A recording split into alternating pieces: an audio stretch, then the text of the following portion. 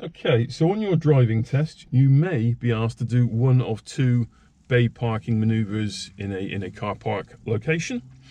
So you may be asked to drive forward into the marked lines of a bay and park the car before then reversing out safely from that bay, or alternatively you may be asked to reverse into a bay of your choice and then drive forward out of that bay safely. And so if we refer to the DL25 test guidance form and notes, the key things that the examiner will be looking for is that you will need to demonstrate that you are able to have the mechanical car control skills to have the car under full slow speed control, so it's under your full control. And you also need to be doing this whilst taking full observations and acting correctly on anything you see. So if any pedestrians or any other moving vehicles enter the area where you're performing the technique, then you should take appropriate action and pause if necessary. And so then the only other real requirement is that you do finish up within the bay lines. And for the purposes of test day, it is very much the rules of the test, like the rules of tennis. Your car is either in the bay or it's not within the lines. If it is within the lines, then my recommendation would be that you stop there and we'll play to the rules for test day. Clearly in real life, it would be preferable to have the car nicely positioned centrally within the bay to avoid damage to the cars next to you. But for the purposes of driving test day, let's play it to the rules. If you are genuinely within the lines, not on the lines, then stop there, quit while you're ahead. But if you are not, you haven't got it successfully within the bay lines on first attempt, you will need to make a careful adjustment, having first taken full observations. But hopefully, if you've practiced sufficiently before the test, you'll be getting it nice and central within the bay lines. Okay, so for the forward bay park, you'll typically be brought to a public car park, public access car park, and you will be asked to do a forward bay park into any bay of your choice. First thing to note is that car parks will invariably have low speed limits for safety. Lots of pedestrians, lots of cars reversing, and they will typically have one-way systems, one-way arrows. So observe all of those road markings and regulations as you would any other road situation. Now, first thing to do, if we're going to do a forward bay park, you pick the bay. So it's your choice, the examiner doesn't dictate it.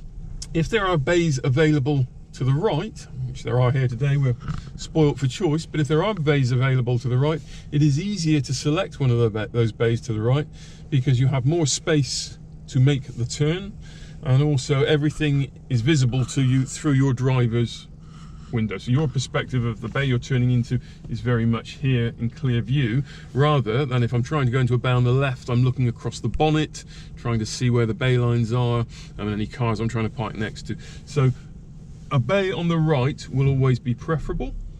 So just to demonstrate that, first thing to do is to check all around, and we're moving the car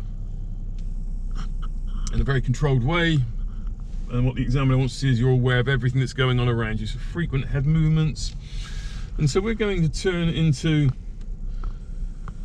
a bay on the right. So we're slowing the car right down, we're checking, and our final check would be this mirror and shoulder area where we're about to turn the car. If there was anyone behind us that would benefit from a signal, we put a signal on at this point. Today there is no one there. So then, quick hands getting that steering lock on.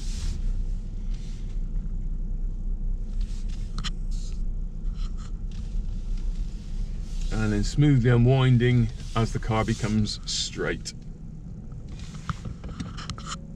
Secure the car out of gear.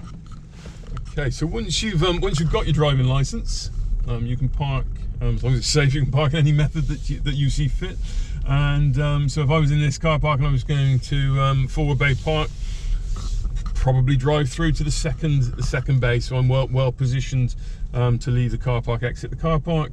Though for the purposes of your driving test, the examiner, although you're doing a forward bay park, what they're also very interested in is your ability to reverse the car out of the bay. So on driving test day, for the purposes of the test, you're not permitted to drive through to the second bay, so you must stop within the first bay. So just to illustrate that, we must stop and have the vehicle finished within the bay lines in the distance of 1 bay, because as we said, the next instruction will be then when it's safe to do so, if you can reverse out. So we then prepare the car with reverse gear, check all round, reverse out half a car length before gently winding on that steering lock.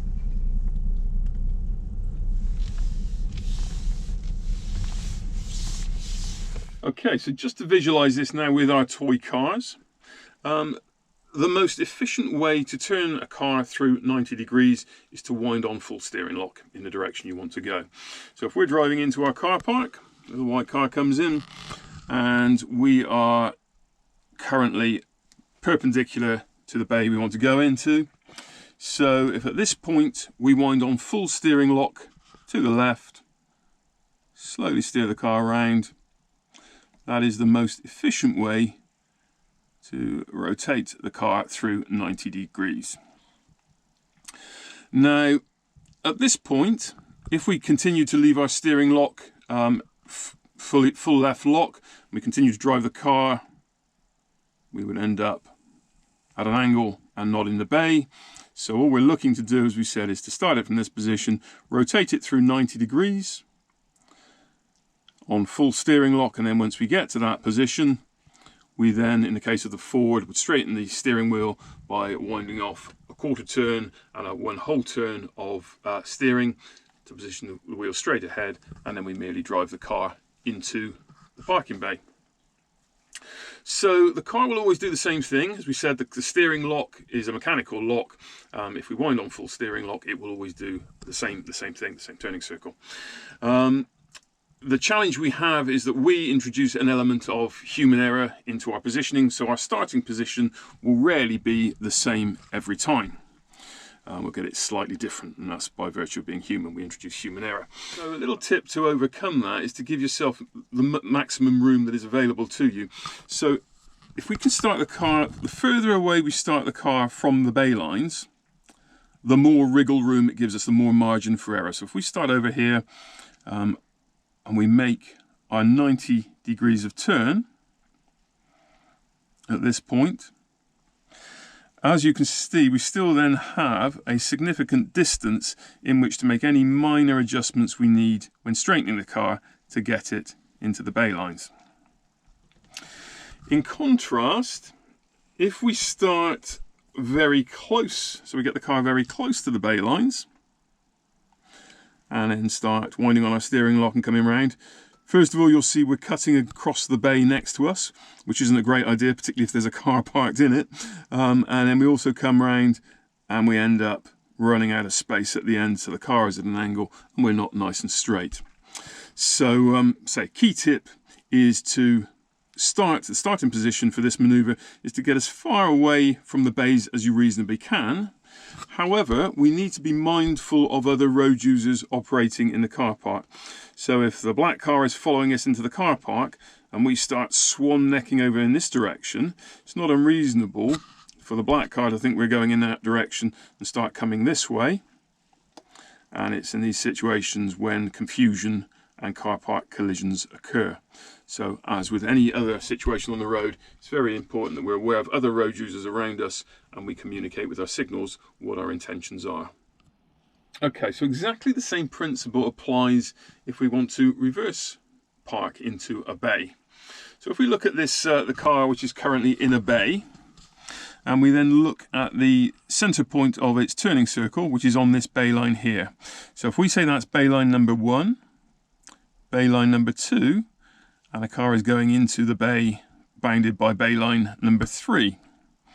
So if we take that in reverse, if we drive our car into the car park and we position the center point of the turn on a bay line, so in this case we've positioned it on this bay line here, and we count back from that, it becomes 1, 2, 3 bay lines, we know the car is going to end up in this bay. So just to explore that, wind full steering lock on to the left in the direction we want the car to turn, rotate it round through 90 degrees, and it's going to slot nicely into the bay. So at this point, having turned through the 90 degrees, we would then unwind quarter turn and 1 turn of steering lock to get the wheels straight and continue to reverse the car back in.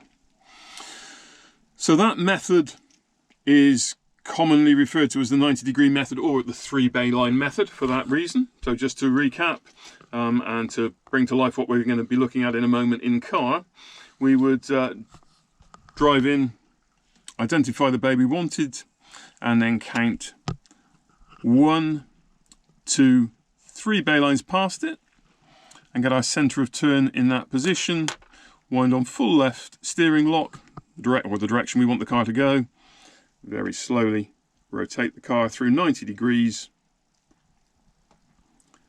straighten the steering wheel, and reverse it back into the bay. In just the same way as with the forward bay version of this park, the further away from the bays you get, the more wriggle room you give yourself. If you do make a minor inaccuracy in your starting position, you then have a good distance between here and the end of the parking bay to make very subtle adjustments in your steering to straighten the vehicle into the bay. So that is forward and reverse bay parking using the 90-degree method. Okay, so typically the reverse bay park, if you're going to be asked to reverse bay park, it's highly likely to be the first thing they'll ask you to do on your driving test, and it is likely to be done in the test centre car park of whichever test centre you're using. So worth having at least familiarised yourself with what that car park looks like. Probably won't be able to go and practice there because tests are so busy at the moment, but certainly go and have a look at the layout. And so here, if we're looking, we've got a lamp stanchion and we've got some curbstones. So if I'm picking a bay, wouldn't particularly choose to have the bay right next to the curbstone and risk mounting or hitting that curbstone. So make it easy on yourself by your choice of bay. So if we're going to do a reverse bay park, there are a couple of techniques which can be used. So we'll start by having a 90-degree method, which is often referred to as the 3-bay line method. And this is quite a common method taught for your driving test. And effectively, this is the forward bay park technique that we've done previously, but done in reverse rather than turning forward. So this time, in terms of our approach and our setup, whereas for the Turnaway method, we got very close to the bays on the left to give us the space to turn away from them. On this occasion, we're also going to be parking in the bays on the left, but our setup position will be to position as far away from them as we can, without causing confusion with our positioning to other people using the car park. But here it's one way, so we're positioning as far away from we can as the bays on the left. And so if this was the bay we were going to select, we then drive past the bay, and so we count the bay lines then as we go past it. So that would be bay line number 1. That will be bay line number 2, and then at bay line number 3 we stop when the car gets to the reference point that we have previously identified. At this point we take reverse gear, and again I will just dry steer just very quickly for the purposes of demonstration, but normally we get the car just moving slightly, but we wind on full steering lock. We then look all round and slowly reverse the car. And now if we start focusing on the fisheye mirror, I'm checking all around as well, but you'll watch the back of the car comes around and you can see it getting closer and closer to that bay line.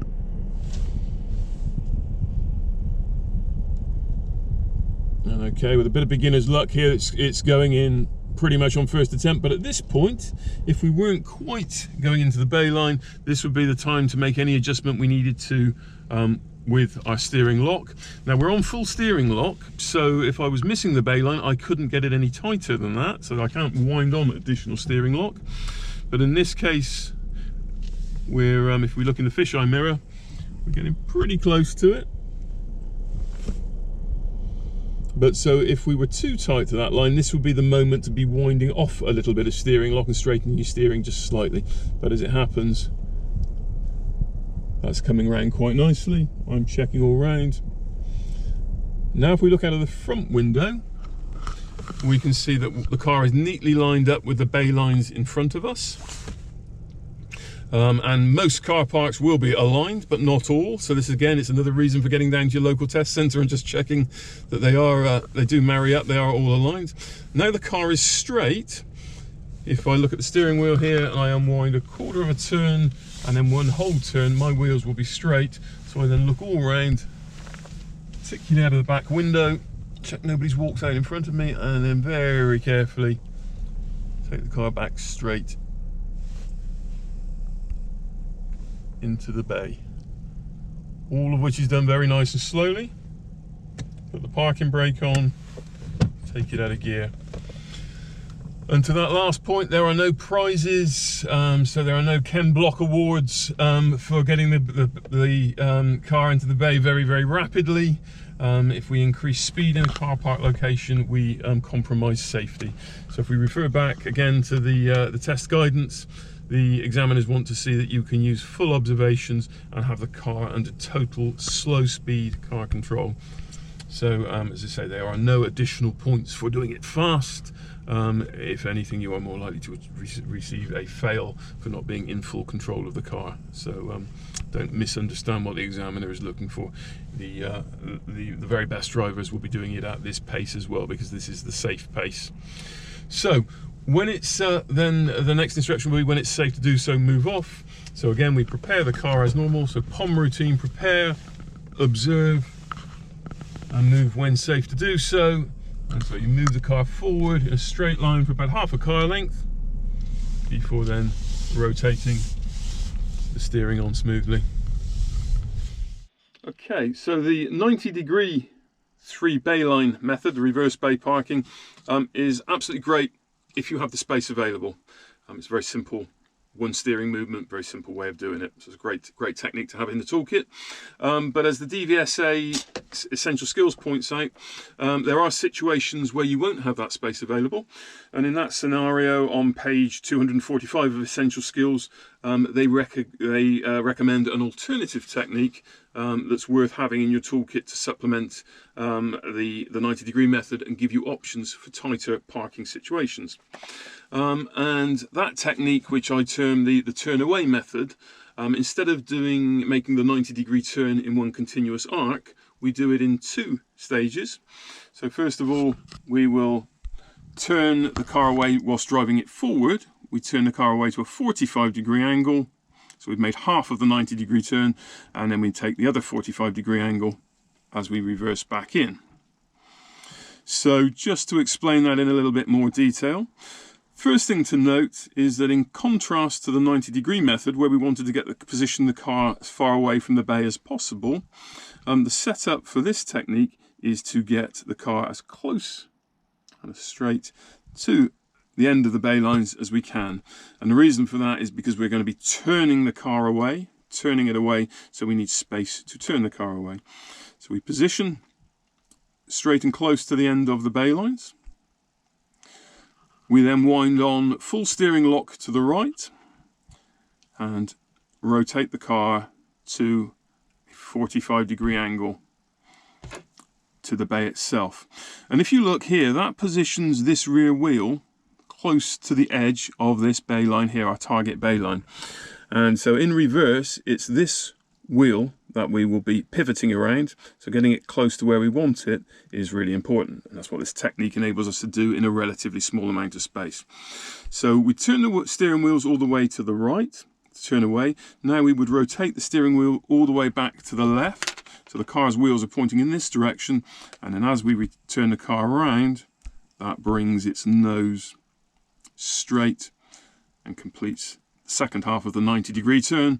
Once we're in this position, the car is straight. We can straighten the steering wheel by winding off a quarter turn and 1 turn of steering lock, and then very carefully checking all round, reverse it back into the parking bay. So that is the 45-degree method. And again, it just gives you options to have both of those techniques in your toolkit. It gives you options in tighter parking spaces and other scenarios. Start by having a look at the Turnaway method. This is the 45-degree method, or the Turnaway method. And so we're going to look to park into one of the bays just beyond the light stanchion and the curbstones, not the one next to it. And we're going to use a method where we turn the car away to a 45-degree angle from it, which then helps get the rear tyre close to it. And then we're going to reverse into that bay. So as we want to turn away from the bay lines, the first thing we want to do is get as close as possible to those bay lines to give us the maximum space to our right to turn away. So having just done full observations, checking it's safe to move the car forward, I'm going to move it forward, and I'm going to get as close as I can to the end of these bay lines and get the car nice and straight. Checking the mirrors all round, and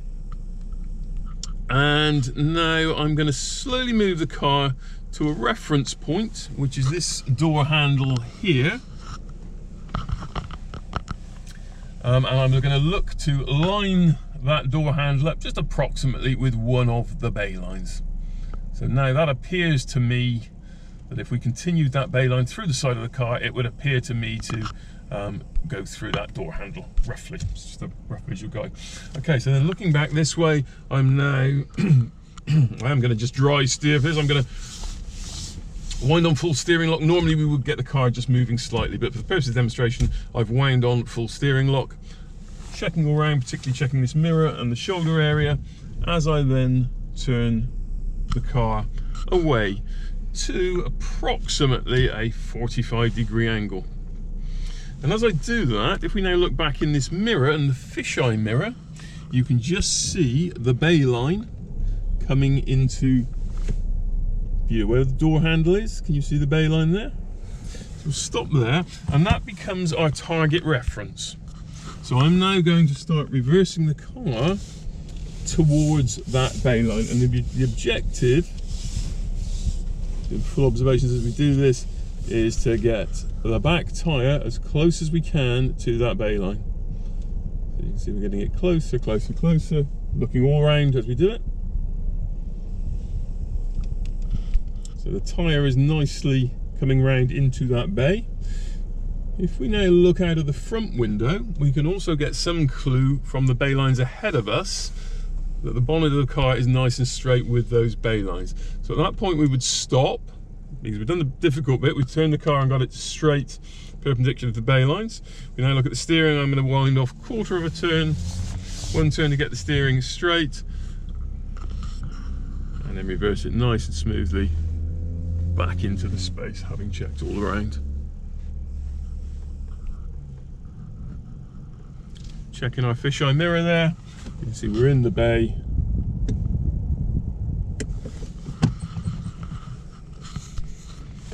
And then the next instruction will be, when it's safe to do so, move off. So again, we prepare the car, do full observations, check it's safe to move. Drive it straight forward about half a car length before turning on the steering lock. So if there were any cars parked either side of us, we wouldn't be bashing into them.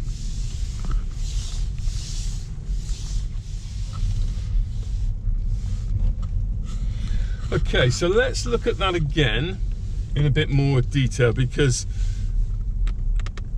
it's important to understand what you're doing. A lot of people get very fixated on the reference points, and as we've said, if we get our starting position just slightly different, the reference points won't work, and so people often get very frustrated at this. So let's just actually understand what we're doing, because reference points are only a very rough guide by virtue of the human error we introduce.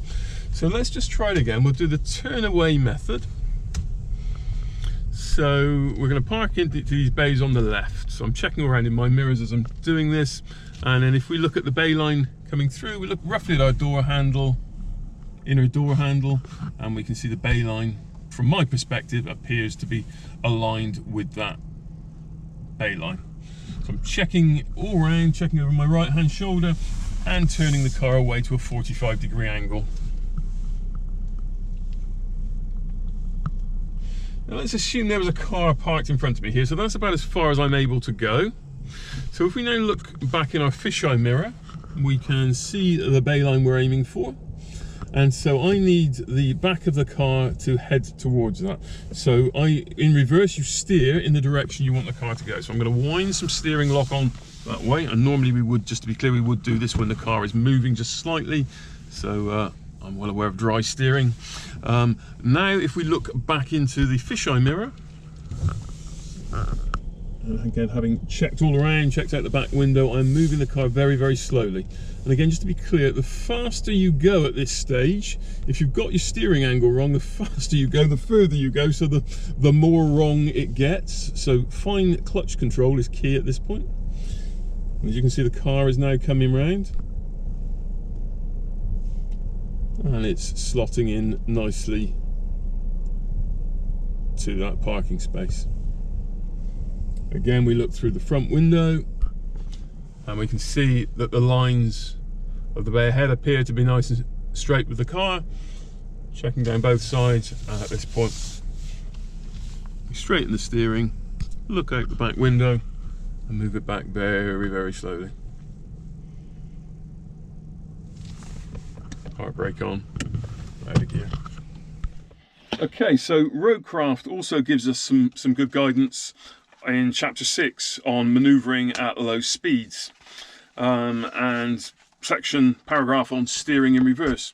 And as they say, it's actually easier to manoeuvre a vehicle when reversing rather than going forwards, because the steer wheels are at the back. And this may seem counterintuitive, but once you've achieved competency in the technique, it's easier to be precise and to make steering movements at low speeds going this way around in reverse than it is to go forward. However, as they observe, as you increase speed in reverse, it becomes increasingly difficult to steer accurately. And so that gives us our mantra of slow car, quick hands. So when doing a reverse maneuver, we want the car to be really creeping on slow speed clutch control. So slow car, but quick hands on the steering wheel. So pull push steering to get the steering angles on as rapidly as we can. But so the key thing here to notice, a number of novice drivers will find manoeuvring the car initially more challenging, and so they will default to their comfort zone of forward bay parking. But as Roadcraft explains, once you've mastered the skills, parking in reverse is actually far more precise and far more efficient than forward bay parking, and it also has a number of key safety benefits when operating in busy car park areas. So it's really worth persevering with this in these early stages of your driver development. Find a patient accompanying driver and an empty car park, and invest the time up front now, and it will stand you in good stead throughout your driving lifetime. If you think every journey you go on will require some parking at the end of it, so spending a few additional hours in these early stages of your training and mastering reverse bay parking is well worth doing, and so it'll make life easier for you throughout the many years of your driving career. So we're now going to have a look at the techniques we've described in theory. Just for any engineering students watching, appreciate this is a slight simplification with our little model here. Obviously, when we wind on full steering lock in a real car, the back wheels aren't steered, and so they don't follow precisely as it does with our model here, and you may have experienced that on a tight left-hand turn when the front wheels will make the turn around the corner and you drag the rear wheel over the curb line. So a slight approximation with our toy cars here, but I think it captures the principle of what we're now going to go on and look at in car. So let's get back to the car park. Okay, so just to explore steering lock, at the moment our car wheels are pointing straight ahead. And if we wind on full lock, which is in this car is 1 1/4 turns of the steering wheel, so that's half a turn with a pull, half a turn with a push, another 1/4 turn, and the steering wheel will go no further. So that is hard lock, full lock, and the wheels are now all the way over to the right. So if we now check in all round and very carefully move the car forward with the steering wheel held on full lock, car will go round in a circle, and it's a mechanical lock, so the position is fixed and so the car will continue to go round in that circle on its fixed arc, and that is its turning circle. And the turning circle of every car will vary just slightly, as will the number of turns of the steering wheel lock to lock. So as I say, this Ford car has 2.5 turns lock to lock. So from all the way to the left to all the way to the right requires 2.5 turns of the steering wheel. So from lock in one direction to get it back to the center, we have to unwind 1.25 turns of steering. So just to illustrate that point, if we bring the car gently to a stop in this straight ahead position now, to get my steering wheels straight, I have to unwind first 1/4 turn, and then 1 full turn, and hopefully the car will now move straight ahead. Good. So that is how the car's steering lock works. And very simply, if we put the car on full steering lock and get the arc in the right position, we will then end up in a parking bay. So there's no witchcraft, there's no magic, it is just a mechanical steering lock. So if we get our starting position right, and this is where the reference points you'll have seen in other videos come into play, if we get our starting position and our reference points correct, the car will always do the same thing.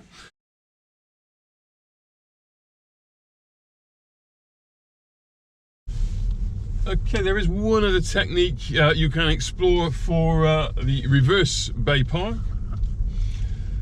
This does require the bay lines on both sides to be aligned with each other, and most car parks it will be, as we have here. So the bay lines on the left are lined up with the bay lines on the right, but in some instances that isn't the case, so do check that, or this technique fundamentally won't work.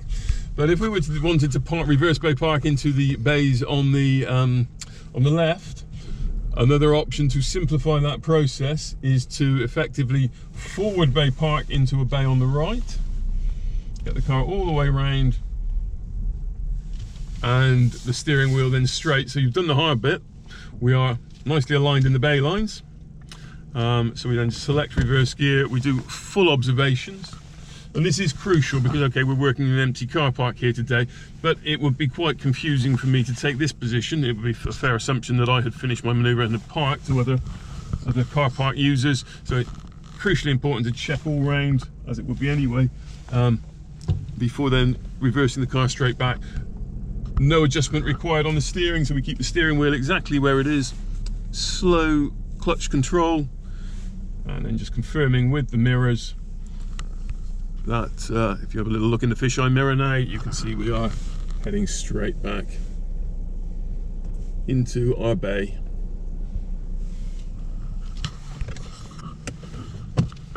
When it's safe to do so, we will move off.